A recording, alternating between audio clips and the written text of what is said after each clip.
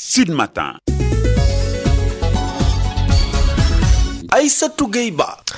À la présentation, bienvenue à vous dans cette seconde édition de Sud FM Matin. Des effectifs pléthoriques dans le lycée, faible plateau technique au niveau du poste de santé et manque d'infrastructures routières sont entre autres les problèmes identifiés à l'occasion du forum organisé à Ndondol. Il s'agit d'une initiative qui vise à trouver des solutions à ces différentes préoccupations des populations.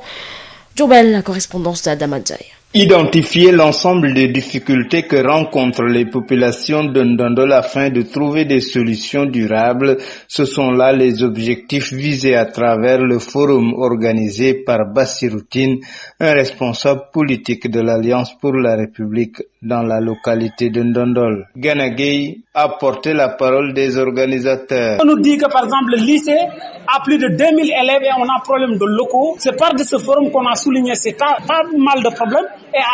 Et on va essayer peut-être de trouver des partenaires, des gens qui pourront quand même venir en aide en Ndondol pour suqali Ndondol. Le bitumage de l'axe Ndangalman-Ndondol, une vieille doléance des populations, est en phase d'être réglé. De par ce forum qu'on a eu toutes les informations comme quoi que le tronçon Ndangalman-Ndondol, Ndondol, Fissel et même Ndondol-Ndjeman sera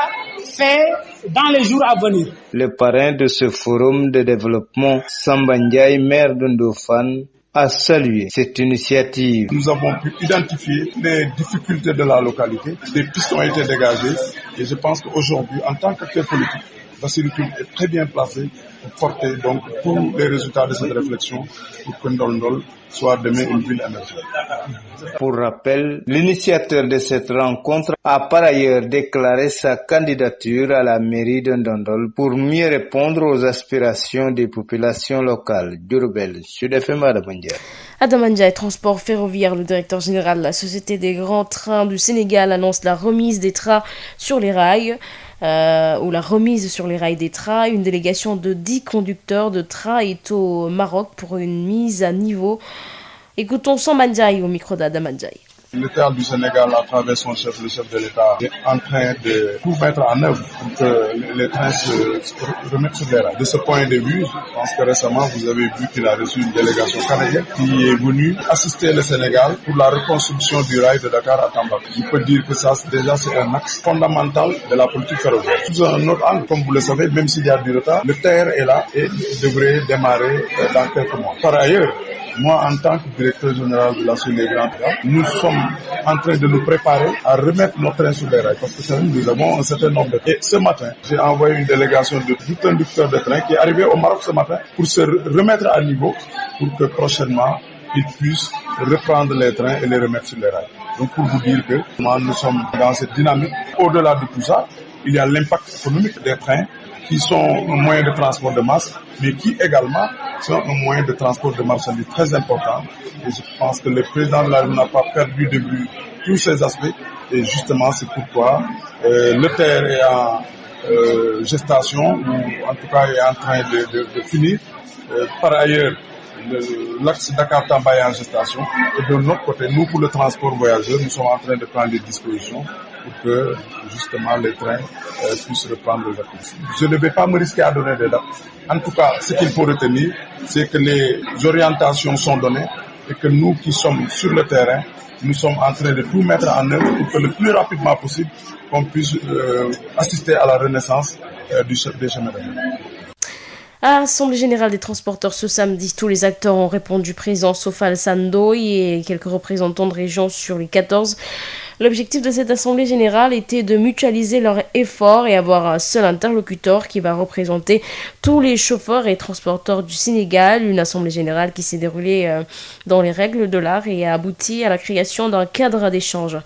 Voici Fallou Samb au micro de Ismaël Marcel Colli. Une satisfaction très grande et une espérance très large parce que tous les syndicats se sont retrouvés dans le même but, c'est le consensus. On s'est donné la main. Tous les regroupements nationaux se sont regroupés derrière le président national. Donc ce que nous attendons de la rencontre d'aujourd'hui, on l'a eu à 90%. Ce que nous attendons, c'est à partir de cette rencontre de créer des commissions de suivi qui vont élaborer des plans d'action qui consistent à vraiment travailler dans l'intérêt général du transport. Ça fait longtemps qu'on vivait dans une dispersion, mais désormais à partir de ce moment, je crois qu'on va s'entendre à se soulever et marcher d'une même cadence. Les transporteurs dont nous parlons, c'est l'ensemble des transporteurs. Ici, il y a l'AFTU, l'association de financement des transports dirigée par M. Mbar Amar. Il y a M. Idika qui est le président national, qui est devant tous les présidents des 14 régions du Sénégal. Il y a aussi tous les syndicalistes du secteur du transport. Il y a aussi M. Mamadou Ndiaye qui représente tous les taxis urbains de Dakar. Il y a M. Mamadou Ndiaye du syndicat des gros porteurs. On peut citer M. Djadjiwad, M. Mbergou Badiane est représenté. On peut aussi citer M. Pape Dialognan que tout le monde connaît dans le secteur des transports de gros porteurs. Donc on est tous là avec M.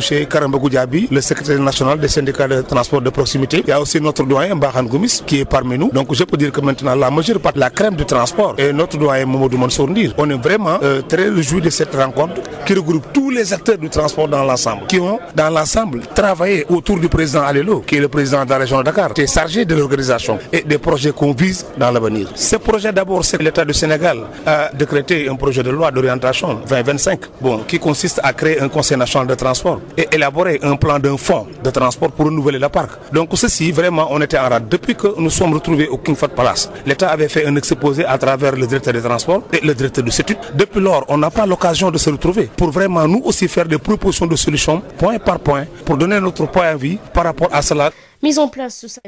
de la coopérative pour la promotion des produits agricoles au Sénégal. Il s'agit pour les acteurs du monde rural de former de vrais entrepreneurs agricoles pour faire face aux nombreuses difficultés qui plombent le secteur horticole sénégalais. Le président de la coopérative, Issa Omar Bass, est au micro de Babacar Ndao. Ça fait 2 ans que nous sommes dans la zone des Niayes en train de sensibiliser les populations. 2 ans et demi que nous allons de village en village rencontrer les producteurs agricoles pour les sensibiliser et les amener à nous accompagner dans la création de cette grande coopérative agricole qui a pour objectif principal de transformer les paysans sénégalais en de vrais entrepreneurs agricoles. C'est-à-dire des entrepreneurs qui peuvent s'autonomiser et aller trouver le financement pour leur production agricole, gérer leur production, gérer la commercialisation, c'est-à-dire gérer toute la chaîne de valeur horticole de la production jusqu'à la commercialisation de manière très autonome. Ce qui est important aujourd'hui, c'est qu'à partir de maintenant, nous ne voulons plus voir les agriculteurs être perçus comme étant de petits paysans. Nous voulons qu'ils deviennent de très grands producteurs, de très grands entrepreneurs qui se prennent en charge. Il y avait beaucoup de problèmes dans toute la zone des Niayes. Jusqu'à présent, nous avons de très sérieux problèmes, par exemple, d'écoulement des produits que nous produisons dans la zone. À l'heure où je vous parle, nous avons de très sérieux problèmes, par exemple, au niveau de la zone de Potou-Gandiol pour vendre l'oignon que nous avons produit. C'est ça, en fait, que nous voulons véritablement apporter des remèdes à l'ensemble de ces problèmes. Trouver le financement, ça a toujours été un problème. L'accès à l'eau, c'est un problème. Les rendements qui sont faibles et que nous pensons que nous devons pouvoir doubler ou même tripler. Quelqu'un qui produit de la pomme de terre dans la zone des Niayes, s'il a un rendement de 20-25 tonnes, il est content. Mais nous savons qu'on peut pousser ces rendements jusqu'à 50-60 tonnes. Ça, c'est le rôle de la coopérative. Trouver des financements, former, mieux former nos producteurs dans les itinéraires de production et travailler dans la commercialisation, mais aussi dans la diversification des produits. Quand vous allez dans la zone des Niayes, tout au plus, nous produisons 12 différentes sortes de légumes. Mais en fait, on peut aller jusqu'à 30. On peut travailler sur les exportations. Et c'est ça, véritablement, je pense, ce qui pourrait... La transformation. Il faut qu'on travaille sur la transformation. Il faut qu'on travaille sur la conservation. C'est l'ensemble de ces facteurs que nous voulons instiller dans la zone des Niayes et de le faire de manière autonome. C'est-à-dire que nous allons prendre les initiatives, nous allons chercher les financements nous-mêmes, nous allons nous financer, nous allons travailler ensemble pour sortir l'horticulture du Sénégal des problèmes dans lesquels elle se trouve en ce moment. Pour une connaissance parfaite des enjeux de la gouvernance monétique, les parlementaires s'engagent à porter le plaidoyer pour faire de la Poste le fournisseur de services financiers digital. Une rencontre a réuni les acteurs du secteur parlementaire. Ministère de tutelle, l'objectif est de formuler des recommandations en vue d'adapter et moderniser la Poste à l'ère du numérique. Voici Yankoba Diatara, ministre de l'économie numérique, au micro de Moustapha Sall. Renforcement de capacité des parlementaires, donc sur un thème extrêmement important aujourd'hui, donc qui est l'adoption de la Poste, je peux dire, au numérique. Mais c'est un thème, comme vous savez, qui est déjà pris en charge donc, au niveau du ministère de l'économie numérique et des télécommunications. Et la Poste également a anticipé commencé la réflexion dans son plan stratégique pour intégrer le numérique, les nouvelles missions ou bien dans sa relance. Donc la réflexion était en cours déjà au niveau de la Poste, mais c'était important que les parlementaires s'approprient de cette thématique, mais également essayer de voir comment ils pourront, comme vous le savez, accompagner davantage la Poste et le gouvernement dans la réflexion pour que le numérique soit naturellement intégré donc dans les nouvelles missions de la Poste. Donc déjà, la Poste avait anticipé, mais aussi nous, au niveau du ministère de l'économie numérique et des télécommunications, donc nous étions dans le cadre donc, de la mise en œuvre donc, de la SNV 25, la stratégie Sénégal numérique, donc accompagner donc, la Poste dans la réflexion, mais également donc, dans le plan d'action stratégique qui a été défini. Donc les parlementaires, comme vous le savez, qui représentent le peuple sénégalais, qui ont un rôle extrêmement important donc, dans l'accompagnement des politiques publiques, mais aussi de contrôle de l'action donc publique et gouvernementale, donc ont initié cet atelier qui a également été soutenu par la CDC et toutes les autres parties, la RTP, vraiment tous les experts donc ont manifesté donc le désir d'accompagner donc les acteurs et c'était important que nous puissions venir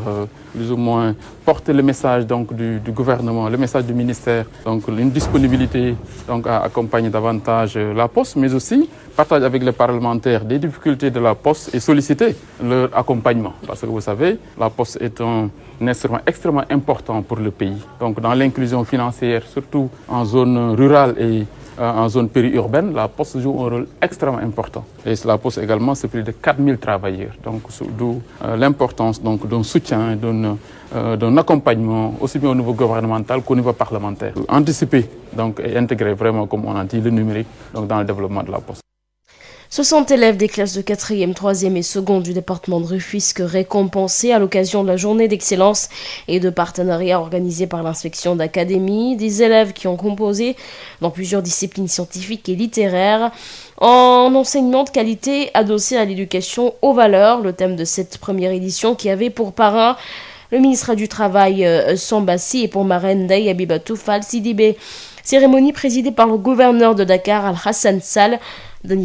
Cette journée d'excellence et de partenariat a permis de primer les élèves les plus brillants de l'académie. Momodou Diop, inspecteur d'académie de Rufisque. On est allé dans les écoles prendre les meilleurs élèves sur la base d'une moyenne au moins égale à 14 pour qu'ils participent, aussi bien au niveau de l'administration qu'au niveau aussi du CODER. Et ce sont ces élèves-là que nous avons réunis, les meilleurs dans chaque discipline. Je rappelle que pour l'administration, c'est clair, ça concerne les mathématiques et les sciences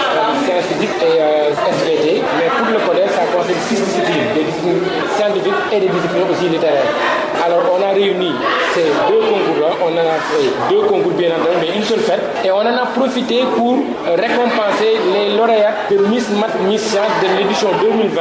qui n'avaient pas eu le temps d'être fêtés parce que la Covid avait sévi. Lala Aïcha Fofana, meilleure élève de l'édition 2021, première dauphine Miss Math en classe de 4e à l'Institut Saint-François d'Assise de Tivaounpel, Ramatoulaye Diop. Elle encourage ses camarades à aimer les séries scientifiques. C'est une fierté pour moi, pour mes parents aussi, et aussi pour mon école. Très fière. Bon, aux autres élèves, je les encourage à essayer davantage et ceux qui n'ont pas réussi cette année, ils peuvent réussir l'année prochaine parce qu'il n'est jamais trop tard. Un enseignement de qualité adossé à l'éducation aux valeurs, le thème de cette première édition. Un sujet qui vient à son heure a soutenu la marraine Ndeye Abibatou Fall Sidibé, ingénieure en génie civil, polytechnicienne. Déjà, l'enseignement de qualité est un engagement, une mission pour les autorités sénégalaises. Quand il est adossé à l'éducation aux valeurs, alors il devient un sacerdoce. Et j'encourage beaucoup les jeunes filles de la nouvelle génération à embrasser les filières scientifiques, à s'y maintenir, à y exceller. Parrain de cette première édition, le ministre du Travail et du Dialogue social, Sambassi, a manifesté toute sa satisfaction à l'endroit des récipiendaires. Féliciter chacune et chacun de nos lauréats. Sachez, chers enfants, que vous ne faites pas que notre fierté. Vous ne nous rendez pas seulement fiers. Sachez surtout que vous nous rassurez. Retenez surtout que vous nous révélez que notre pays n'a pas tort d'ériger l'éducation et la formation au rang de priorité. Cette journée a aussi été une occasion pour l'inspection d'académie d'honorer tous ses partenaires. Cérémonie qui a été présidée par le gouverneur de la région de Dakar, Alassane Sall. Rufisque, Denisia Sambo pour Sud FM.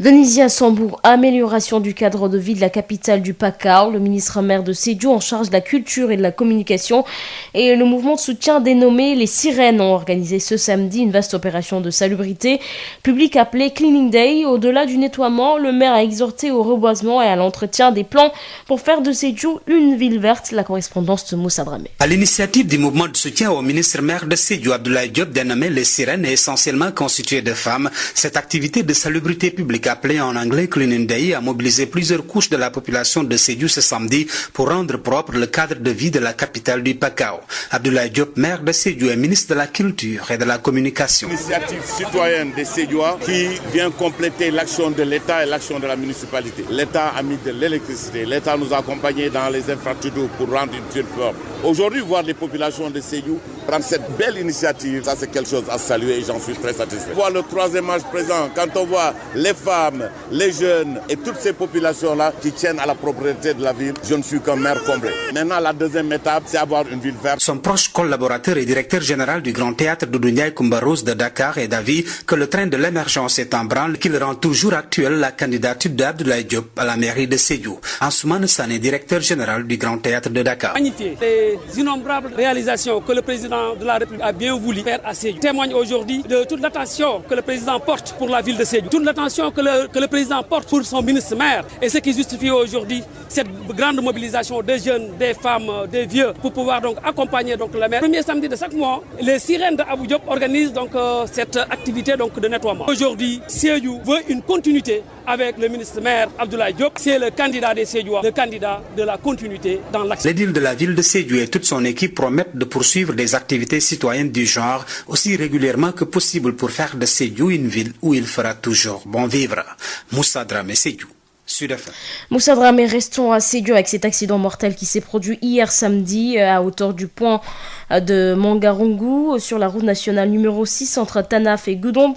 L'inspecteur en langue arabe Mor Diop est mort sur le coup au volant de la voiture et des autres occupants du véhicule grièvement blessés. Les victimes revenaient d'une mission d'inspection pédagogique à Tanaf et faisaient route pour Goudomp.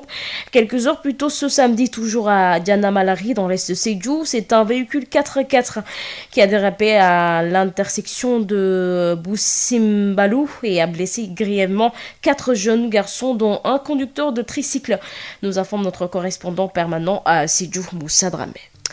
L'actualité sportive, quelques brèves sportives, 23e journée de la Ligue 1 ce samedi, ou plutôt les programmes de ce dimanche, AS Pikine Jaraaf, Génération Foot Djambar, Snaps NGB, Casa Sport, Mbour Petite Côte, et pour les résultats, les résultats de la 23e ou de la Ligue 1 ce samedi, Dakar Sacré-Cœur a battu Djambar ou Djambour par 4-1, US Gorée a pris le meilleur sur Tongat FC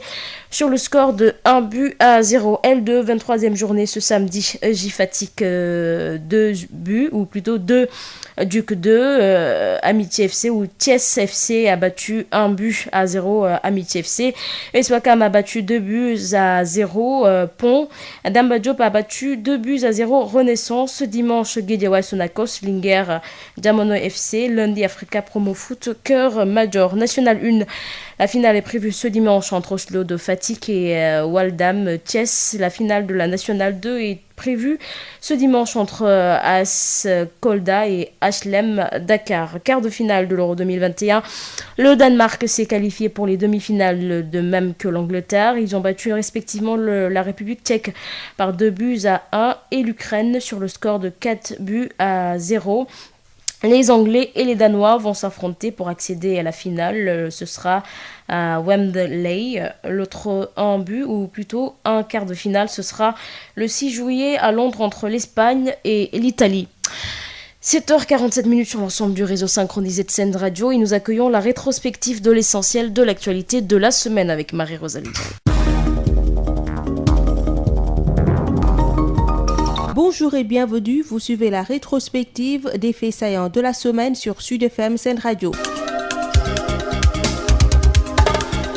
Des incidents et des arrestations côté opposition ont émaillé mardi la visite du chef de l'État Macky Sall à Thiès. Le président Sall annonce à nouveau la reprise du train pour bientôt sur l'axe Dakar-Tambacounda et l'élargissement du modèle des ISEP dans toutes les capitales régionales du pays. Babacar Ndao. À visite du chef de l'État à Thiès ce mardi, des jeunes de l'opposition brassard rouge et pancarte à la main ont été tabassés à hauteur de l'avenue Caen. Au moins 2 blessés graves évacués et plusieurs individus enlevés par des membres du convoi présidentiel encagoulé ont été dénombrés. Parmi ces responsables, Ndiaga Diaw du PDS, Ousseynou Fall, caporal de l'APDR et Adama Diawara du parti Pastef.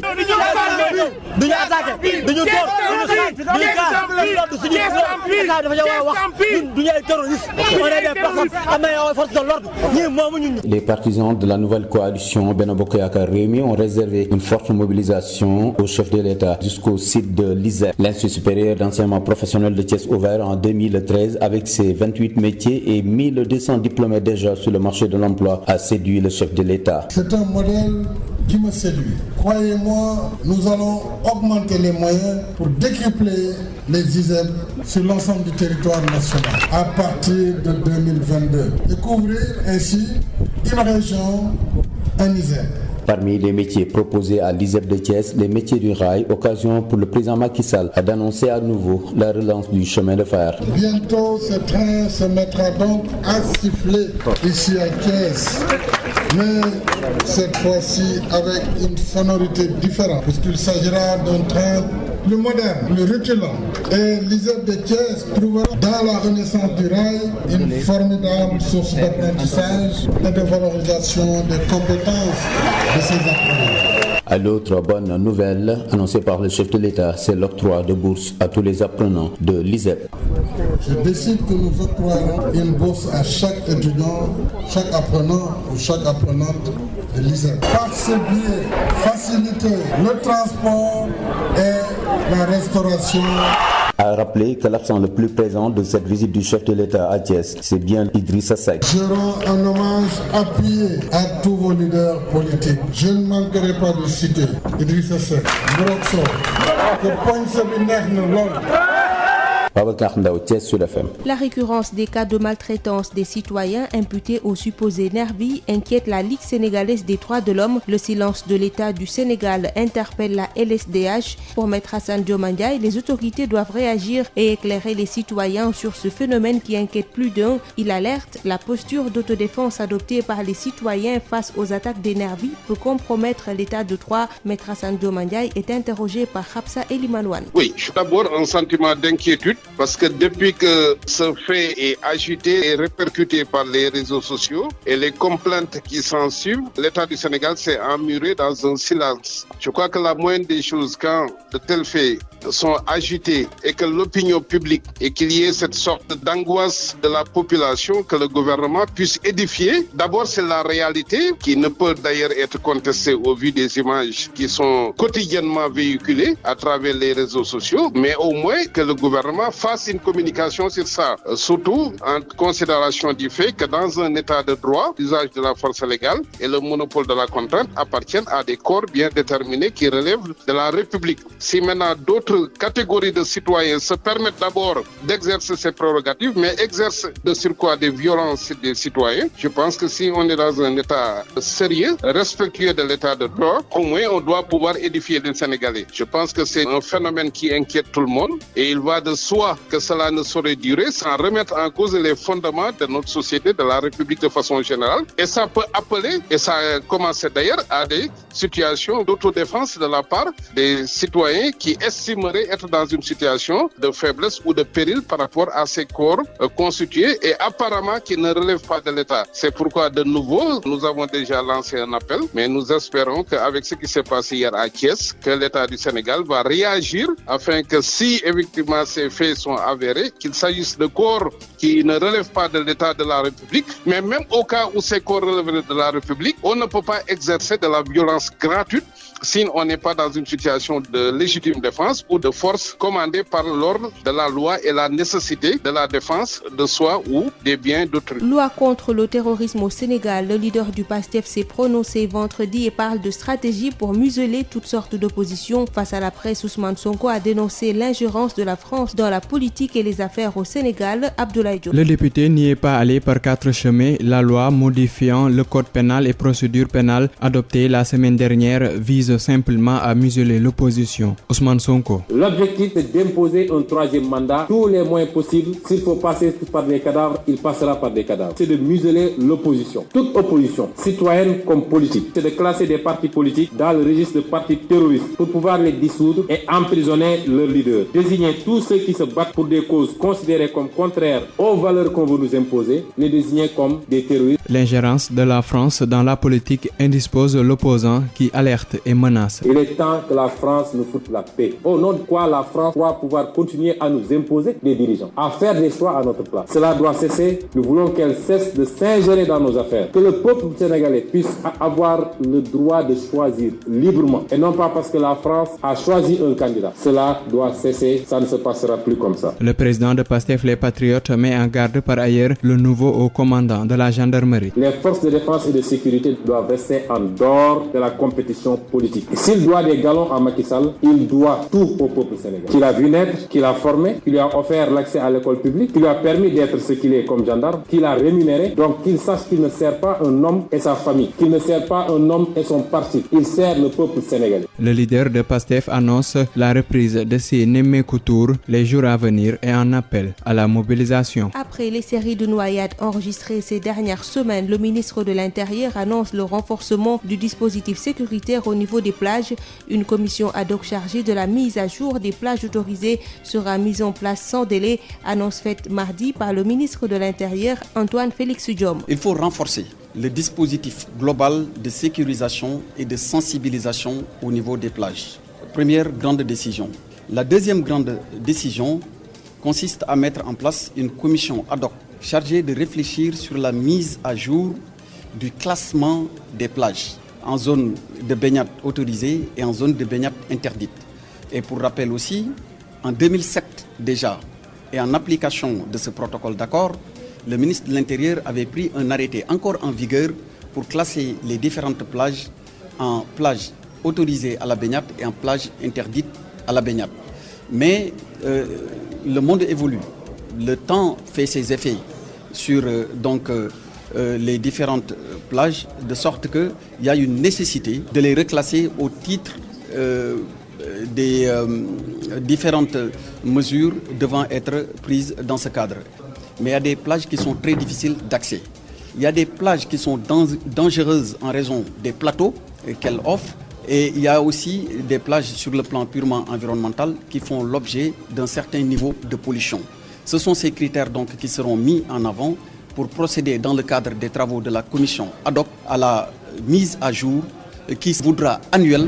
de tout ce qui est plage au Sénégal. Alors sans tarder, c'est sans délai. Plus de silence, les crimes de viol seront dénoncés. Le collectif des féministes sénégalaises monte au créneau pour dire halte à l'omerta. Les féministes exigent l'application de la loi contre le viol. Elles ont tenu un sit-in hier à la place de la Nation, Josette Kali. On pouvait lire sur les pancartes « Halte à la mounologie qui tue les femmes »,« Stop à la culture du viol »,« Aar ndaw ñi si tonton ak tata saay-saay yi » ou encore « Non au harcèlement sexuel et à l'omerta ». Pour le collectif des féministes sénégalaises, le temps du silence est fini. Aïssatou Sène. Nous disons stop aux violences sexuelles et aux féminicides. Nous n'allons plus jamais nous taire. Nous continuerons à manifester, à nous opposer aux actes de viol et à montrer notre indignation devant toute une communauté nationale et internationale. Depuis la promulgation de la loi 2020-05 sur le viol, elle réclame sa mise en œuvre et un durcissement des sanctions sans discrimination. La loi est là. Maintenant, est-ce que la loi est appliquée? Non, parce qu'aujourd'hui, on se rend compte que depuis la loi a été votée, quels sont les hommes qui ont eu 10 ans et 20 ans de prison pour viol? Pas beaucoup. On attend à ce que l'État puisse, pas l'État, la justice aujourd'hui puisse appliquer la loi. Qu'on arrête d'avoir une sensibilité envers les violeurs et pas envers les victimes. C'est anormal aujourd'hui qu'une mineure soit violée et la personne auteur prend 2 ans ou 3 ans et même bénéficie d'une grâce présidentielle pour sortir. Il faut que le viol soit vu comme le crime que c'est. C'est pas normal. La justice justice doit s'appliquer pour tout le monde. Toutes les 24 heures, au moins, 3 victimes de viol sont enregistrées, d'où l'appel à un changement de regard de la part des populations. C'est la victime qui est stigmatisée dans notre société. Dans notre société, c'est une violée qui doit avoir honte et qui doit se cacher, alors que c'est le violeur qui devrait avoir honte et se cacher. Dans cette société, on pointe du doigt les violées, on leur demande qu'est-ce qu'elles portaient, on leur demande où est-ce qu'elles étaient, alors qu'une personne violée n'est jamais responsable. Elle n'est jamais responsable, elle n'a absolument rien qui justifie le viol. Les seules personnes responsables, ce sont les hommes qui violent. Et ce sont les violeurs, parce qu'en majorité, les viols sont commis par des hommes. Le collectif des féministes sénégalaises s'offusque et invite les médias à revoir le traitement des cas liés au viol. Nous réclamons justice pour toutes les Louises. C'est tout pour la rétrospective des faits qui ont marqué l'actualité de cette semaine sur Sud FM Sen Radio. Merci de l'avoir suivi et rendez-vous dans une semaine. Lorsque les autres visent Dakar, nous allons plus loin. Sud FM vous installe au cœur du Sénégal. Toute la différence est là, sur Sud FM.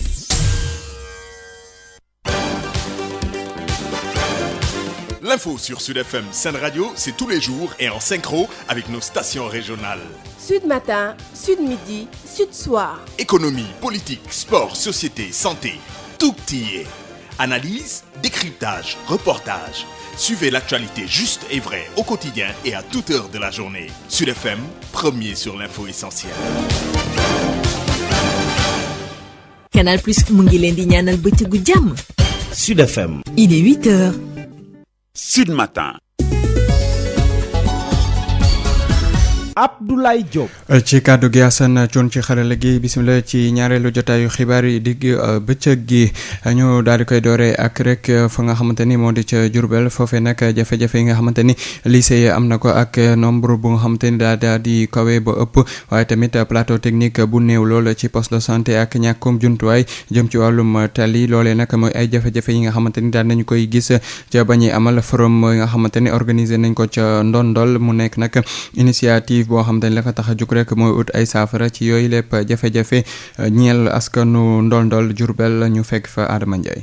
jàmbar jafe-jafe yi nga xamante ne moom la askanu Ndondol yi di jànkoonteel ngir indi ci saafara loolu moo tax a jóg forum bi nga xamante ne kii di Bassirou Tine di ab responsable politique foofu bokk ci APR def na ko Gana Gueye yore seen kàddu. lycée bi li mu yor ci élèves plus de 2000 élèves. loolu vraiment kii na trop ba pare dañu am ay problème mu locaux ak problème mu yoon bi nga xam ne pour nga egg ndàngal ma rek c'est tout un tas de problème Ndondol ak population pratiquement plus de 40 000 habitants yoo xam ne pratiquement dispensaire bu ndaw des fois da nga fay ñëw doo mën a faju normalement wala nga am urgence pour nga dem Diourbel wala Bambey nga am problème mu oto problème mu ambulance loolu moo waral ñu def forum bi pour jéem a trouver ay solution jéem a trouver ay partenaires na nga xam ne noonu lañ ko doon defe ci côté courant bi ci côté tali bi. ñuulal tali bi di ndàngal ma Ndondol nee na ay saafaram tàmbali nañ ci rot. comme dañ koy yemale woon diggante ndàngal ma ak Ndondol yokk nañ sax tronçon bi nga xam ne Ndondol Fissel la woon ba yokk ci sax benn portion de 5 kilomètres boo xam ne mooy Ndondol Njaman mbir mi am nañ ci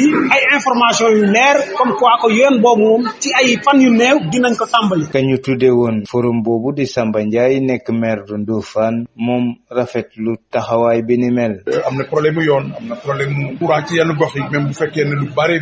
président def na li nga xam ne moo ci des parce que am na loo xam ne moom dimbale na leen ci ba mu taxaw mu gëm loo leen ne kon nit bu la joxee ndekki bu la diggee añ war nga koo gëm kon Bassirou Tine mi loolu mooy taxawaay. ki nga xamante ne moo defoon forum bi ni mel profité na ci ndaje mi wax yéene jiite commune Ndondol ngir mën a jaamu soxla yi nga xamante ne moom la askan wi mébét. Diourbel Sud FM Adama Ndiaye. Adama Ndiaye ci forum boobee sax la directeur général société Grand Train du Sénégal daal di prox ndool ngir xam le ni train yi dinañ ko tegaat ci raay yi mu ne ab délégation fukki conducteur day dawal ko train ña nga ca Maroc jamono ji ngir rek ñu mën leen a gën a tàggat moom Samba Ndiaye nag nekkoon foofee ginnaaw ba ñu ko daal di bàyyile forum boobee jëm ci wàllum développement foofee ca Ndondol ñu teewlu ko Adama Ndiaye. la réew mi soxla nañ ndax saxaar ñëpp xam nañ ne outil de développement foo dem ci àddina bi day yóbbu nit ñi di yóbbu marchandise bu bëggut a jël oto saxaar ci loolu président def na projet yu mag ci njëkk mooy TER même bu fekkee tàmbaleegu yéene baa ngi yëf yaa ngi avancé bu baax a baax xam nañ ne du yàggati yëf yi dina tàmbali ci topp mooy gis ngeen ko fan président recevoir na délégation bu jógee Canada pour que ñu taxawaatal autorail bi diggante Dakar ak Tamba ndax waa Mali ak Burkina Faso réew yu bëri foofu la ñuy jaar pour ñëw fii ci port bi del ci bagage président gis ne foofu itam dafa baax ñu defaraat ferraille bi yeesalaat indi ay saxaar yu am solo pour que ñu mun di yóbbu bagage yi yóbbu mais ci beneen wàll ñu Société Grand Train du Sénégal ñu ngi taxaw aussi pour yenn gox yi nga xam ne raay bi baax na ñu mën fee daw ci loolu fi may wax ak yow tey am na fukki dawalkati autorail yoo xam ne yóbbu naa leen Maroc ba démb la ñu dem tey ci suba ñu ngi Maroc ba war fa def formation xamaat fàttalikuwaat li nga xam ne depuis 1 an et demi ñu ngi taxaw defuñu ko mooy dawal saxaar kon pour wane ne ñun tooguñu Sénégal président de la République mu ngi fexe ba li nga xam ne moom mooy saxaar bi ñoo taxawaat ndax ni nga ko waxee nit ñi namm nañ ko nit ñi soxla nañ ak Dakar Tamba maanaam ñu ngi ci phase projet lañ def te Dakar Tamba nag du caaxaan sori na te moom voie standard la fa bëgg a def maanaam bokkul ak autorail yi ñu yore mooy écartement yu mag yi nga xam ne mooy comme terre loolu la fi président bëgg a def ndax loolu aussi mooy ambition réew te am fu muy toll da ngay bëgg a jàll ci beneen étape loolu moom la bëgg te mu ngi ci taxaw te bu soobee yàlla ñun ñi mu teg ci suñu place pour ñu liggéeyal ko dinañ ko liggéey pour mu mën a ànd yéene daal lañ am mooy mu gën a mu gaaw kon yaakaar naa ne lépp lu ñuy def lépp lu ñu mën dinañ ko def pour mu mën a gaaw.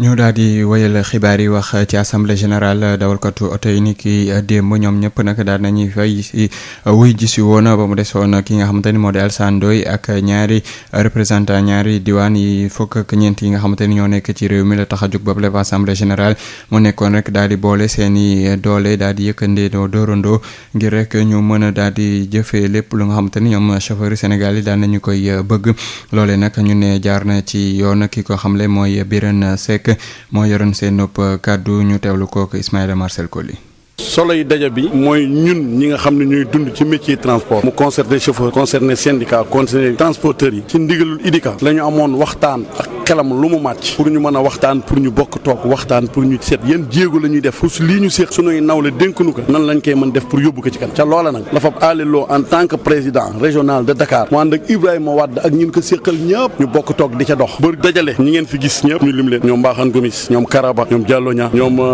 Goro Xuma ñoom Mansour ñi ngeen gis ñëpp daje bi moo leen indi aftu am démarche ñoom it bu ñu def boo xam ne gis ngeen ni ñii am nañ ci benn cadre bu ñu dund boo xam ne kenn ku nekk am na visibilité technique sa loolu nag ëmma ji ak solo bi mooy ñun ñu dajaloo xam ne dañu jiite xam ne Sénégal gii benn interlocuteur moo ko yor ñu nit secteur yu ñu yor ñu wut interlocuteur teg ci ba nga xam ne bu ñuy partagé ñun daanu fab suñu ñooñu yabal leen ñu dem doxalinu waxalinu indil nu ñu bokk toog waxtaan parce que bare na loo xam ni ñu ngi koy réclamer ci état bi mais ñun ñoo parewul pour jàmmaarloo ak ñoom parce que réew mi lu mu metti parti politique yaa ngi fi ñu reconnaître leen waaye ñu nit war na reconnaître nañu waaye ñu nit war nañu am njiit buy dox ci suñu kanam ba nga xam ni suñu nekk jógal mu jógal nu suñu nekk demal mu demal nu bu ñëwee waxtaan ak ñun ñu xam ne ñun ñoo ko mandat secteur transport yëpp da nga cay fekk chauffeur fekk ci transporteur waaye nga fekk ci syndicat yi nga xam ni ñoom ñoo nuy boot bu nu amee suñuy revendication ci ñoom lan koy teg ñu dem di doxi ka lii nag jéego bu jëkk la bin ko bàyyee ci bi ko IDICA bàyyee ci loxo aleloo mu ànd ca ak Ibrahima Wade nii ngay gisee ñu dajee nii ñàkkul ni suñu xel mi ngi ci suñu nawle yi nga xam ni xëy na comprendre li ñuy dox affaire bi amagul benn ku nu sa solol mbubb ñu la yaaka yow nañuy dajaloo ñun ñëpp rek ñu bokk toog waxtaan pour lan pour njariñu transporteurs yi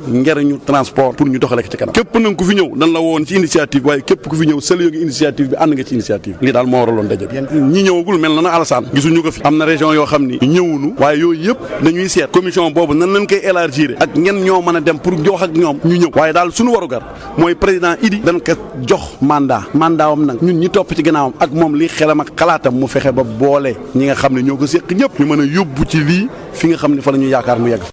ñu daal di wax ci rek ni kii démb samedi foofee nag ca benn dëkk ñaari gaar dañ faa daal di taxawal coopérative ngëm rek ci gën a fësal lépp lu nga xamante ni koy bay fii ci Sénégal bu ñi nga xamante ni ñoo ci yëngu nag ca àll ba nag ñoom li ñu bëgg rek mooy daal di tàggat bu baax ay entrepreneur agricole ngir rek jafe-jafe yi nga xamante ni ñu ngi koy daal di dund ñu mën koo jàkkaarloo xeex ko rawatina nag jëm ci wàllum secteur horticole bi foofee njiital coopérative boobee Issa Oumar Bass lay wuyoo ay kàddoom mi ngi ko dénk Babacar Ndaw mat na ñaari at ak genn wàll ñu ngi dem si dëkk yi nekk si biir zone des Niayes bi yëpp li ko jëlee Kayar dem ba Ndiobène Gandiol dem nañu fu ne di ñaax di soññe askan wi di leen xamal ni ñi doon bayee ak ni ñu organiser woo ba tey du loolu mooy mën a tax ba baykat yi génn ci jafe-jafe yi nga xamante ni yooyu la ñuy jànkoonteel te pour ñu génn ci jafe-jafe yooyu ñun li ñu xalaat mooy il faut que ñu am ay organisation yu ñuy tuddee ay coopératives agricoles am ay kuréel yoo xamante ni dañuy soppi baykat gi ba mbay mi génn ci loo xamante ni caada la rek wala aada la rek pour nekk ay entreprise agricole loolu la ñuy wax pour suñuy baykat yi nekk ay entrepreneur kon boog ci dynamique boobu la ñu nekk ñaari at ak genn wàll wante tey nag mooy defe naa bés bi gën a ëpp importance pour ñun parce que tey la ñuy sos suñu coopérative am nañu lu mot ay 5,000 membres kon tey la ñuy sos suñu coopérative dinañu ànd dinañu gunge ñi ànd contribuer ci soppi doxalin soppi ni ñuy organiser woo soppi ni ñuy bayee fexe ba yokk suñuy rendement ci li ñuy bayee daal di génne ci surtout aussi liggéey ci lépp loo xamante ni bay nañ ko fii ci Sénégal ci zone des Niayes bi ñi fexe niñ koy mënee denc ci ay suñuy chambre froide yoo xamante ni ñu ñoo ko jëndal suñu bopp waruñu di wéeru ci nguuru Sénégal tout le temps di xaar nañu gouvernement tabaxal ay chambre froide nañu gouvernement tabaxal ay usines defe naa loolu ñun suñu rôle la ñun ñoo war a dem uti ji financement ñun ñoo war a liggéey ci transformation ñun ñoo war a am suñu usine bopp liggéey ci ut financement fay bor yi nga xamante ni dañ koy jafe-jafe yi ñuy gënoon a am mooy ci wàllu suuf si d'abord sécurisation suuf si loolu problème bu rëy la jafe-jafe yi ñu doon am mooy compétition concurrence bi nga xamante ni importation yi ñu doon indi ñu di ñëw di wujjante ak ñun fii si Sénégal si marché yi fi ñu bëgg a jaay wante tamit jafe-jafe commercialisation en général maa ngi wax ak yéen tey mais suñu mbokk yi nekk Potou suñu mbokk yi nekk Ndiobène Gandiol ñu ngi jànkonteel ak ay jafe-jafe yu tar ci njaay mi kon loolu pour man il faut que ñun baykat yi ñu organiser aussi ay anam yoo xamante ni mën nañu jël responsabilité pour xool lan stratégie la ñu war a tëral pour ñu ànd ak nguuru Sénégal ñu tëral stratégie yooyu ba nga xamante ni ku bay war nga mën a jaay. xuus ci biir xibaar yi daal di wax rek ci wàllum koom-koom ak wàllum koppar ngir rek fexe ba ñu xam solos lu ñuy tuddee gouvernance monétique député yi nag daal nañ rek def loolu seen yëfu bopp ngir fexe ba poste nekk ñi nga xamante ni ñooy joxe koppar fii ci réewum Sénégal ab ndaje daal di leen di dajale ñoom parlementaire yooyu ministère bi ñu leen dénk wàllum koom-koom numérique ak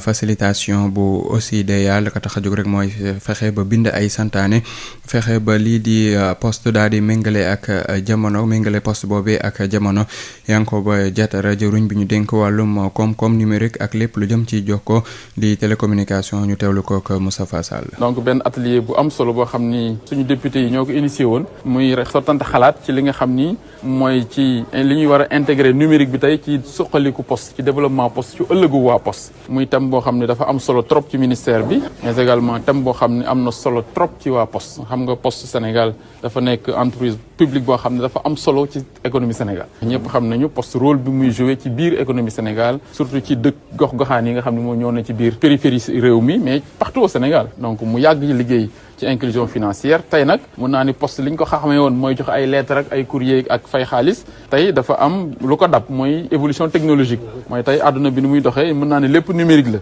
donc te ci loolu donc poste dafa war a xoolaat doxalinam mais yàlla dogal na poste moom anticipé woon na ndax direction générale bi anticipé na woon na réflexion bi am na plan stratégique boo xam ni définir woon na ko ba commencé woon ko doxal donc il était important donc que parlementaires yi xam donc fi nga xam ne foofu la poste toll mais ñoom tamit li nga xam ne mooy seen yéene moom la ñu bëgg pour jàppale poste mais également xalaat nan la poste war a intégrer numérique bi tey ci soqalikoom ñoom it ñu xalaat ci ñu jox leen aussi ay outils moo tax ñu on convie ay experts ak ñoo xam ne seen xalaat dafa màcc ci loolu ñoom ñëpp ñu daje àndandoo xalaat ci ëllëgu poste mais na ñuy dogale numérique bi ci biir donc loolu tamit mu doon occasion pour ñun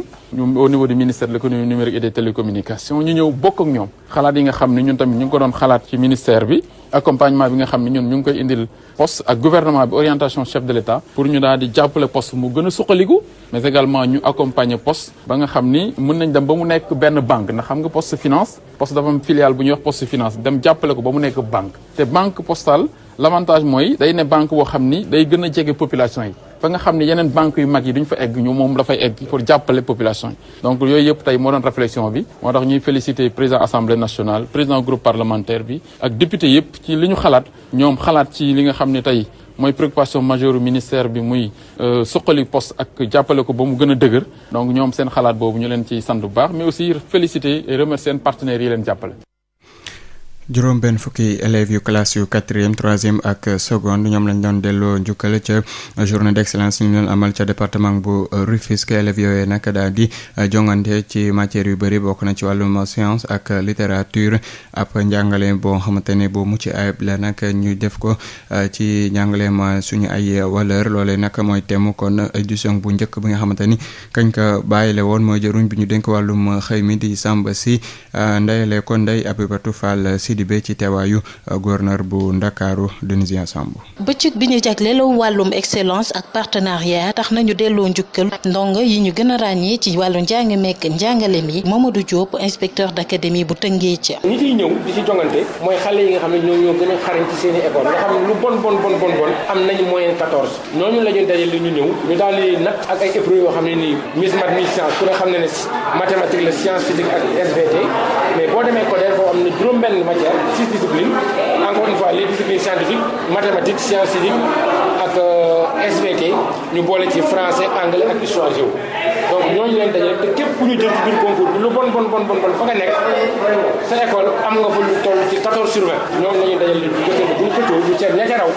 ñu daal leen jël ñoom leen teg ca kanam daal leen sargal daal leen. Lalla Aïcha Fofana élève ci Ama School nekk nag ki nga xam ne moom la ñu gën a ràññee ci édition journée d'excellence et de partenariat 2021 bi première dauphine Miss Math Ramatoulaye Diop élève en classe de 4e ci institut Saint-François d'Assise bu Tivaouane Peulh di woo seeni morom yi nga xam ne nag jotuñu leen a primé ñu gën a góorgóorlu rawatina ci série scientifique yi. fier naa trop parce que là c'est que ak prime am ni je rends fier mes parents ak suñu école tamit sama morom ñu jotul primé tey dama naan leen nañ continuer parce qu'il n'est jamais trop tard année prochaine tamit mën nañ inscrire waat mën nañ gagner prix tamit. njàng mu am qualité ñu teg ci ay valeurs yu wóor te moo édition bu njëkk bi marraine bi Ndeye Abibatou Fall Sidibé ingénieur génie civil polytechnicienne di ko rafetlu.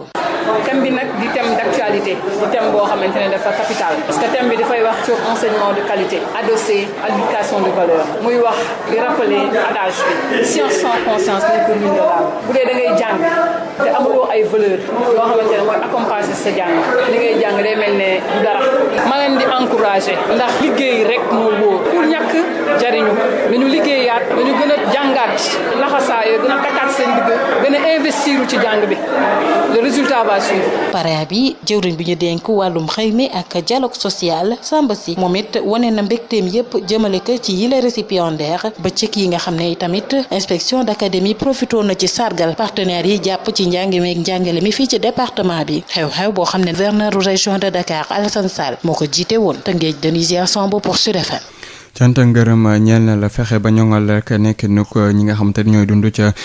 capitale bu Pakao di Sédhiou maire ba foofee nag yor wàllum culture communication moom it ak mouvement de soutien bu ñuy tuddee les sirènes daal nañu amal ni ki démb ab set setal bu yaatu foofee nag bu weesu loolee nag moom maire ba la mu bëgg rek mooy ñu gën a bàyyi xel bu baax njëmbat garab yi fexe tamit ba yor bu baax lépp lu jëm ci plan ngir fexe rek ba Sédhiou nekk rek diwaan bu mucc ayib set wecci Moussa Dramé. ci njiitu mbootaay jigéen ñi duppee les sirènes taxaw lool fas yéene soxali taxawaayu jaraafu commune bi di Abdoulaye Diop ministre de la culture et de la communication amal nañu bés boo xam ne set ak setal la ñu duppee këyit ci anglais cleaning day naka noonu it nemmeeku ci askan yu bari yoo xam ne dañ ci teew ci gaaw gi ngir it gën a yokk set ak setal fii ci capitale Pakao dañ ci teew lu leeral Abdoulaye Diop nekk maire Sédhiou ministre de la culture et de la communication. waa dëkk bi yëpp ñu am benn idéal benn ambition mooy def suñu dëkk bu gën a set si Sénégal foo naa loolu initiative ñëpp en tant que maire bëgg naa trop ma gis population yëpp jigéen yi mag yi ndaw yi ñëpp lu tax pour que dëkk mën a setee ni dëkk mën a setee ni loolu mooy compléter action communale loolu mooy compléter action gouvernementale te dañ koy wéyal parce que deuxième phase bu ñu def mooy plantation ñu ngi si nawet bi pour que ñu mën a def suñu dëkk bu gën a vert. kenn ki ko jege lool ci wàllu liggéey di Ousmane Sané nekk directeur général Grand Théâtre Doudou Ndiaye Coumba Rose bu Dakar moom jàngat ba mu ci am moot na rek dayoolu gu ñu Abdoulaye Diop fas yéene mu yëkkati loxam lu jëm ci wàllu commune bi it nekkaat maire dañ ci teewlu Ansoumana Sané. action citoyenne boo xam ne ñu ngi koy organiser chaque samedi bu mois bi waaye soo gisee tey mu am mobilisation boo xam ne dépassé na jeunes filles yi dépassé jeunes yi dépassé paa yi dépassé femmes yi parce que tout simplement askan bi yëpp bu Sédhiou ñoo jóg pour wax ni dawaluñu pour que le ministre maire nangu doon candidat de la coalition Benno Bokk Yaakaar pour continuer lu ñu fi jot a def parce que Sédhiou amuloon ay yoon léegi am na ay yoon léegi fii la ñuy fajoo léegi defar nañu yoonu Barça Souf c'est-à-dire que askan bi yëpp ñoo jóg pour delloo njukkal président de la République dañu bëgg Abdoulaye Diop nekk candidat de la mouvance présidentielle. jaraafu commune Sédhiou ànd ceek ñu mu àndal fas yéene nañ saa su nekk di amal ay yëngu-yëngu ñeel wàllu set ak setal ci dëkk bi ngir it diwaanu Sédhiou nekk foo xam ne it saa su nekk bànneex donc lañ ci amee ki si doon jokkoo ak yéen Sédhiou Moussa Dramé pour Sud FM. Moussa Dramé ñuy xibaar sax ne ni ki dem ab accident bu métti daal nay am ca fa tolloog pont bu Mangaronkou ca yoon route nationale numéro 6 diggante Tanaf ak Goudomp inspecteur langue arabe di Mor Diop moo daal di ñàkk bakkanam ci saa si moom mi doon dawal oto bi yeneen ñaar daal ciy jëlee ay gaañu-gaañu yu métti ñoom ñooy nag ci ab mission la ñu jugee woon foofee ca Tanaf waroon a dellu fale waroon dem fale ca Goudomp laataay waxtu laata loolu nag si samedi ji foofee ca Diane Malari ca Pencop Sédhiou benn 4x4 moom moo daal di wàcc yoonam ca fa nga xamante ni moo di Mbuusim Balo daal di fexe daal di gaañ rek ñeenti ndaw yi nga xamante ni bokk na ci ku loon dawal moto ñetti roue loole nag Moussa Dramé moo ñu ko daal di xamal ñu jaaree noonu utali bitim réew ak fa nga xamante ni moo di Madagascar foofee nag jawriñ bi ñu dénk biir réew ma daal di niinal ab soirée LGBT di borom ñaari tuuri ci ab bar ca capitale ba foofee mu jàpp ne rek méngoo li ñu tuddee atteinte aux bonnes mœurs la ak incitation à la débauche suñu sukkandikoo ci procès verbal ba mu nekk lu metti nag jëm ci ñooñee nga xamante ni am na fa mu nekk kon yoon bu njëkk ñuy tere ab soirée LGBT foofee donte ni baar boobee sax at bu jot si ñetti at day amal li ni mel ouragan bu njëkk bu saison bi ci rek waaxi Atlantique yi nag daal dinay wàññeeku baax di ngelaw lu fort yi am ci géej gi ginnaaw ba mu rombee Haïti daal dinay wàññeeku jëm ci nekk li ñuy tuddee tempête ñu daal di koy classé ci catégorie benn ba ci juróom rek li ñu la xam leen nag boobu lépp ngelaw lu fort ma nga jëm jamono ji ca Jamaïque ak Cuba ni ki dibeer gi laata muy dem foofee ca Floride ca États-Unis ci ndorteelu ay bés yi amul ay yàqu-yàqu yu mag ak ñi nga xamante ni daal nañu koy nemmeeku foofee ca Haïti tàggat yaram la ñuy daal di artu ak ñaar fukk ak ñetteelu bëccëg gi ni ki démb lañu ko daal di door sax Dakar Sacré-Cœur daa duma Njàmbur ñeenti bal ci benn US Gorée daal di duma Tëngéej FC benn bal ci dara tey ji la ñu koy wéyal ak AS Pikine Jaraaf Génération Foot Jàmbaar Seneps Excellence NGB ak Casa Sport Mbour Ligue 2 bi itamit ñaar fukk ak ñetteelu bëccëg gi démb la ñu ko door EJ Fatick moo ak Duc ñaari bal ku nekk la dugal sa kangu morom Thiès FC duma ay Amitié FC benn bal ci dara US Ouakam daa duma Port ñaari bal ci benn Demba Diop ñaari bal ci benn kon la door Renaissance US Ouakam ñaari bal ci dara la door ñii di waa Port niki tey ji lañ koy wéyal ak Guédiawaye Sonacos Linguère Jamono Fatick Africa Promo Foot ak Kër Madior National 1 bi final bi niki tey ji lañ ko jàpp kon dina dox ci diggante Oslo bu Fatick ak Walidane bu Thiès final National 2 bi loolee tamit dibeer gi lañu ko jàpp ak AS Kolda ak waa HLM bu Ndakaaru ñu daal dikk ak yéen ci li gënoon a fës rek ràññee ko ci ay xew-xew ci ay bés yi ñu nekk ñu ci ànd ak Marie Rosalie Ndiaye. mbokk déglukat yi dal leen ak jàmm ci seen jotaayu xibaar yi gënoon a fës ci ayu bés bi ci Sud FM seen rajo. ay jàmmarloo ki arrestation fësoon nañu lool talaata bi ñu génn gannaaw ba njiitu réew mi Macky Sall doon amal tukkib nemmeeku ca diwaanu Thiès président Macky Sall doon fa yëgle sax ne autorail bi dina tàmbali dawaat diggante Dakar Thiès Tambacounda te li nga xam ne moo di ISEP yi dinañu leen yaatal ci capitale régionale yi nekk ci réew mi yépp Babacar Ndaw tukkib nemmeeku président Macky Sall si Thiès opposition bi rawatina kuréelu M2D ni ko ñu ko digle woon noonu lañ ko defee ñëw nañu seen ay t-shirt yu xonq ak ay brassard rouge ñi nga xamante nag ñoo àndaloon convoi président Macky Sall bëgguñu ko woon gis ba tax na ñi ñu duppee ay nervi dañoo wàcc agressé leen gaañ nañ si ñoo xam ne dañ leen yóbbu l'hôpital seen responsable ñu demee ni que Ndiaga Diaw bu PDS Ousseynou Fall bu APDR ak ki nga xam ne moom mooy Adama Diawara bu Pastef yoon dañ leen teg loxo si naqarub ñi nga xamante ne it ñoom jot nañ ci mucc bokkoon ci ñoom duñu attaqué duñu door duñu xaaj duñu gaar suñu état dafa war a wax duñu ay terroriste. terewul mobilisation bi ñooñu Idrissa Seck ak ñi nga xamante ne ñoo bokk ci président Macky Sall fii ci Thiès amal nañ ko li ko tàmbalee biir Thiès ba ISEP bi mu doon dem moom jiitu réew mi sax jàpp ne ISEP bi modèle la boo xamante ne lim ci doon séntu gis na ko. C'est un modèle qui me séduit. Croyez-moi, nous allons augmenter les moyens pour décupler les ISEP sur l'ensemble du territoire national. président Macky Sall yamu si nee na élèves yi ku si ne dina la may bourse waaye te jàpp na ne am na métier du rail yoo xam ne dañ koy jàngale foofu ba tax na sax nee na lii di chemin de fer moom dees na ko joyantiwaat si diir bu gàtt. Bientôt ce train se mettra donc à siffler ici à Thiès. maa ngi leen xamal ni train bi dina tàmbalewaat si beneen anam boo xamante ne bu mucc ayib la riir bi du bare coow li du bare parce que ay normes yu rafet lañ ko def. Mais cette fois-ci avec une sonorité différente. Puisqu'il s'agira d'un train plus moderne. njiitu réew mi jàpp nag ne ISEP yi sax dina ko lawal ci diwaan yëpp ngir xale yi tey jii mën a des seen dëkk di fa jànge jàpp na modèle bu am solo xale bi jàng am métier bu génnee mënal la boppam di fàtte nag njiitu parti réew mi Idrissa Seck moom ñëwul ci nganale gi ba tax na sax andi na laaj yu bare lan moo waral absence am. Je ne manquerai pas de citer Idrissa Seck Mburok Sow que poñse bi neex na lool.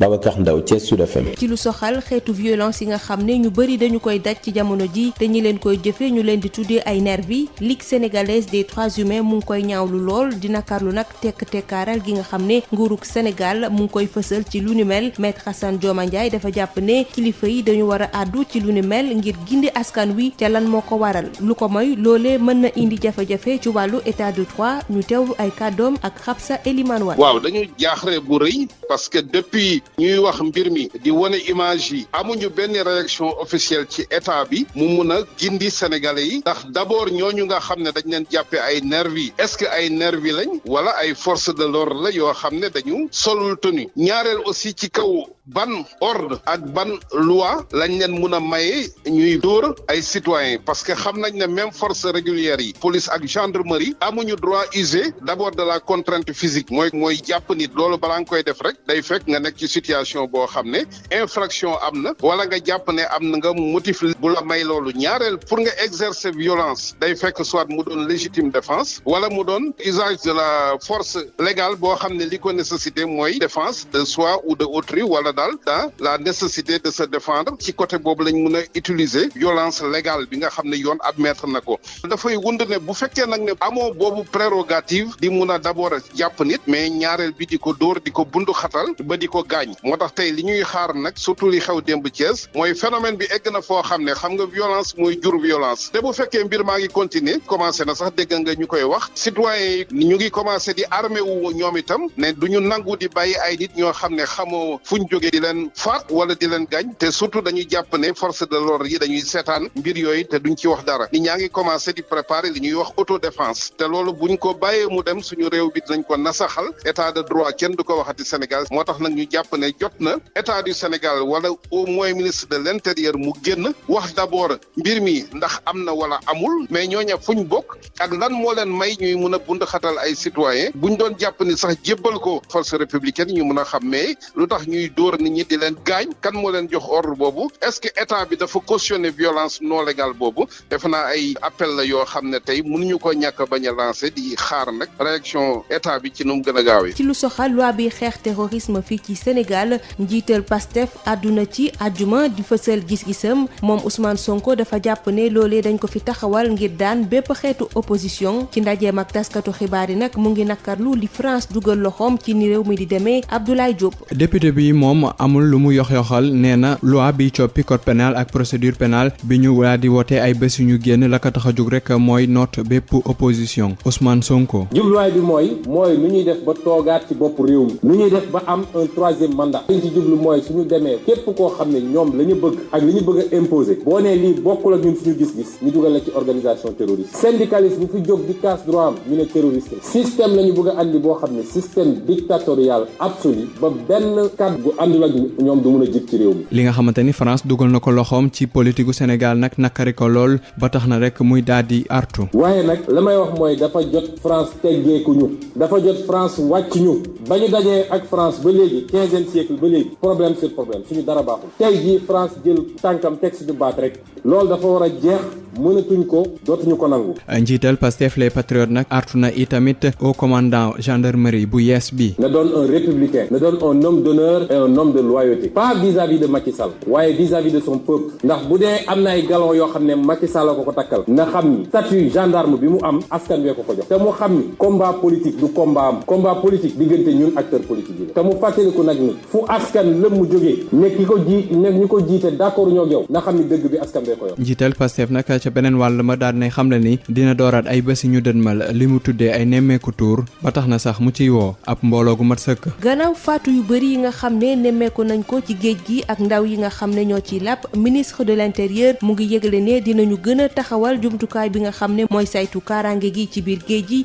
nee na sax dinañu taxawal ab kuréel bu ñu duppee commission ad hoc boo xam ne dina gën a càmbar géej yi nga xam ne moom la ñu may nit ñi ñu sangoo fa te dinañu ko taxawal fekk diir bu gàtt talaata la Antoine Félix Diome fësal yi le kàddu ci micro Amadou Moustapha Dieng. ñaari décision majeure yi nga xamante ni jël nañ ko premièrement gën a taxawal police ak gendarmerie ak sapeur pompier ci plage yi ñaareel bi gën a yee nit ñi ci li nga xamante ni mooy plage dangereuse yi ñu bañ fa dem waaye teg nag benn commission buy liggéey ci ñu reclasser rapidement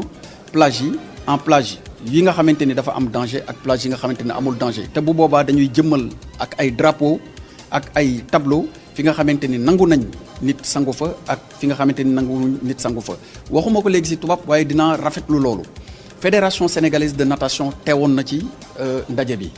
association des maîtres nageurs teewoon nañ tamit ci ndaje bi nga xamante ni ñoo xamante ni la seen xam-xam màcc na jëm ci wàllu géej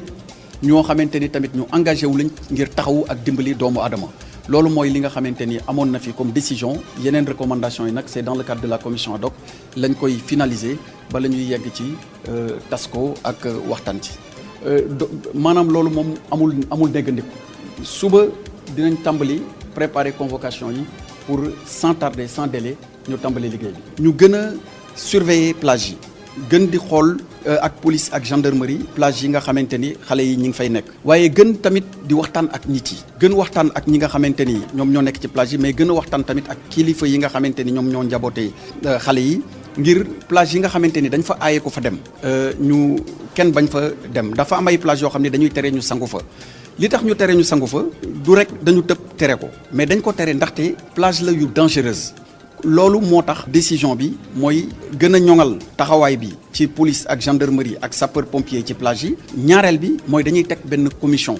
boo xamante ni lii liggéeyam mooy balaa yàgg ñu mën a def benn reclassement plage yi xool diggante 2007 ak léegi bi ñu mujjee reclasser plage yi lan moo fi soppeeku ba li nga xamante ni mën nañ ko def à jour ci niñ koy waxee ci tubaab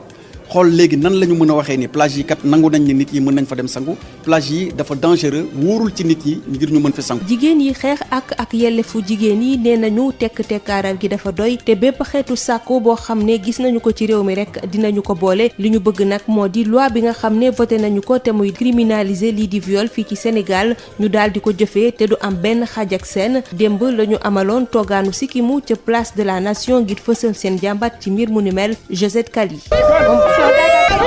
ñu nemmeeku ci seeni pancarte ay kaddu yu ci mel ni muñ gi di faat jigéen ñi war na dakk siif gi ñuy amal jëm ci ñoom noonee aar ndaw ñi ci tonton ak tata saay-saay yi dakkal harcèlement sexuel wala patt pataaral gi collectif bi ëmb féministe yu Sénégal ñooy xamle ni jamonoy noppi jeex na tey Maïmouna Astou Yade di présidente bu jigéen Sénégal. duñu tàyyi mukk di wax ngir ñu wax doy na sëkk ñëw ànd ak suñu ay pancarte ngir ñu mën a ñëw wax stop wax ne dootuñu ko nangu wax ne itamit dootuñu noppi. ginnaaw bi ñu promulgué loi 2020-05 jëm ci wàllum viol ñu ngi sàkku ñu mëtal ko gën a dëgëral daan yi te bum ci am parparloo. gis nañ ne boobu ba tey viol yi arrêté wuñu te li ci gën a doy waar mooy que ne tey dañu seetlu ne acte de viol yi nga xam ne ñu ngi koy jugé dans les tribunaux pour ñu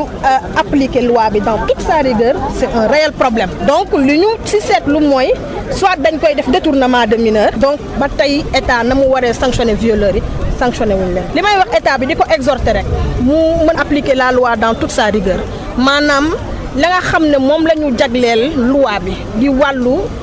peine jëlee ko ci fukki at ba ñaar fukki at ñu respecté ko. daanaka benn fan boo jël ñetti ci ay jigéen dinañ leen siif loolee tax yile féministe di sàkku ci société bi mu am beneen xoolin jëm ci ñooñee. tey jii dafa mel ne Sénégal ni ñuy jëlee mbiru viol dañuy contribuer di yokk viol au lieu que ñu di ko wàññi dëgg la waaye suñu rôle ci wàll wi mooy ñu wax société bi ne leen ak bépp jigéen ak foo munti nekk que ne aucune femme n'est responsable d'un viol. 24 heures lu mu nee ne ñett ci ay jigéen di ngeen leen violer te li ci gën a am solo mooy boo demee ci boutique de droit AGS yi bés bu yàlla sàkk en moyenne am nañ juróom-ñaari nit yoo xam ne dañu ñëw wax ne dañ leen a sàkk donc at bi déjà mu nekk ay junni. collectifu féministe yu Sénégal yile ñooy ñaaw lu te di woo taskatu xibaar yi ñu xool te am beneen doxalin ci ni ñuy traité lépp lu jëm ci kaawu viol yile. justice pour toutes les Louises. mbokk déglukat yi yile xibaar a gënoon a fës ci ayu bés bi ci Sud FM seen rajo ma leen di jaajëfal jox leen dig daje dibeer bi di ñëw.